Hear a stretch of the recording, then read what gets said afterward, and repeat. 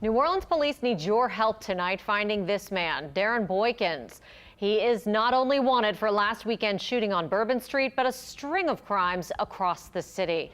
Police say 6 hours after that shooting on Bourbon, Boykins shot 2 people in Central City.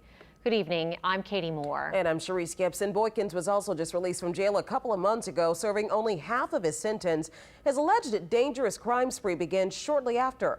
Paul Dudley has that story. Police say 26-year-old Darran Boykins is responsible for a long list of violent crimes. On Tuesday, the NOPD announcing he's wanted for a shooting that injured 5 people on the 300 block of Bourbon Street, April 24th. Police say an argument broke out, eventually leading to gunfire, injuring a 60-year-old man, 2 women, and 3 men in their 20s. Luckily, everyone was okay. And the violence did not stop there. Just a few hours after the Bourbon Street shooting, police say Boykins was responsible for a double shooting here on Jackson Avenue. A car was stopped at a red light with 2 people inside. Another car pulled up, shots were fired, injuring them both.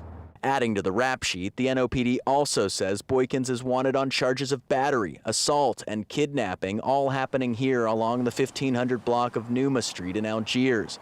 According to police, Boykins allegedly entered a home on this street around 1:30 in the morning on March 25th. He hit a man with a gun several times while he was sleeping before hitting and kidnapping a woman from the house and taking off. Police say anyone who knows where Boykins is should tell them before someone else falls victim. Paul Dudley, Eyewitness News. Boykins was arrested and convicted back in October of 2018. He was released after serving half of his 7-year sentence for pleading guilty to being a felon in possession of a firearm.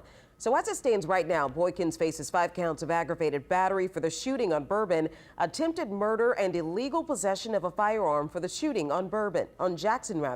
And for the March 25th incident, he faces aggravated second-degree battery, aggravated assault with a firearm, simple kidnapping, and battery on a dating partner.